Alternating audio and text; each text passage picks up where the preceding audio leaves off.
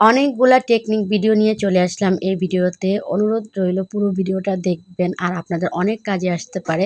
আসসালামু আলাইকুম, ওয়েলকাম করছি মুনতাজ মামিজ ব্লগে। যে যেখান থেকে দেখে থাকো না কেন অবশ্যই পুরো ভিডিওটা দেখবে।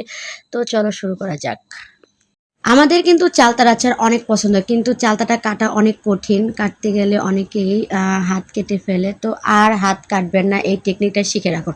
তো প্রথমে চালতাটাকে এভাবে পিস পিস করে নেবেন। তারপর ওই পিসগুলাকে আপনি খুব সহজে অল্প সময়ে অনেকগুলা চালতা পরিষ্কার করে নিতে পারবেন। আলু সেদ্ধ করার পরে অনেক সময় কিন্তু আলুটা শক্ত থেকে যায়, তখন কি আলুটা ফেলে দিবেন? মোটেও না।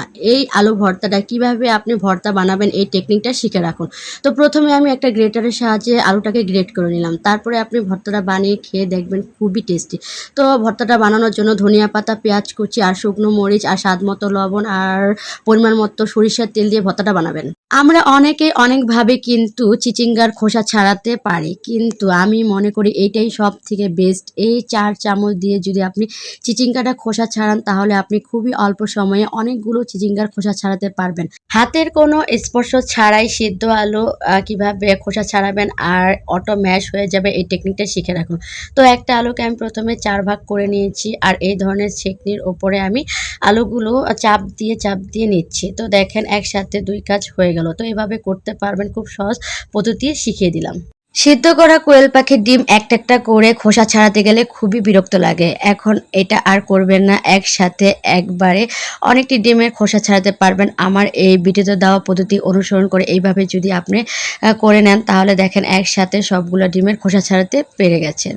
মাসের পর মাস মিষ্টি কুমড়ো রেখে খেতে পারবেন, এই টেকনিকটা শিখে রাখুন। তো প্রথমে মিষ্টি কুমড়ো উপর অংশটা পরিষ্কার করে নেবেন, তারপরে সরিষার তেল দিয়ে পুরো কুমড়োটাকে মেখে দিবেন। তারপরে আপনি ফ্রিজে রেখে খাবেন, আপনার 1 থেকে 2 মাস কিচ্ছু হবে না। এভাবে রেখে খেতে পারেন। নিনজা টেকনিক পোলাও বা বিরিয়ানি যেটাই রান্না করেন না কেন ঝরঝরে হয় না, এই টেকনিকটা শিখে রাখুন।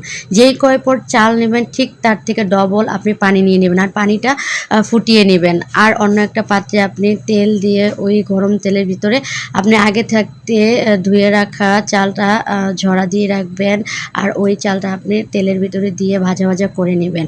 আর এটা খেয়াল রাখবেন চালের গায়ে যেন একটু পানি না থাকে। তারপরে আপনি ফুটন্ত গরম পানিটা দিয়ে দিবেন। তারপরে আপনি বাকি কাজটা করবেন। এইভাবে করলে আপনি বিরিয়ানি বা পোলাও যেটাই রান্না করেন না কেন 100% গ্যারান্টি দিয়ে বলতেছি, ঝরঝরে হবেই হবে। পড়ে থাকা চালের বস্তা দিয়ে আপনি একটা ঝোল ঝাড়ু বানানোর টেকনিক শিখে রাখুন। তো আপনি বস্তাটা প্রথমে 2 ভাঁজ করে নেবেন, তারপরে খোলা পাশটা আপনি কেচি দিয়ে ভালো করে চিকন চিকন করে কেটে নেবেন। তারপরে আপনি যে কোনো একটা লাঠির মধ্যে এভাবে বেঁধে দিবেন। দেখেন কি সুন্দর একটা ঝোল ঝাড়ু বানানো হয়ে গেছে। এটা আপনাদের অনেক উপকার আসবে। আর হবে না ভাত নষ্ট, ভাতটা হবে ঝরঝরে। এই টেকনিকটা শিখে রাখুন। ভাতটা যখনই হয়ে আসবে তখন একটু সরিষার তেল দিয়ে আপনি ভাতটা নেড়ে চেড়ে তারপরে ঝরা দিয়ে ফেলবেন। তো এইভাবে করতে পারেন। ভালো লাগলে শেয়ার করে দেবেন। আজকে এই পর্যন্ত। আল্লাহ হাফেজ।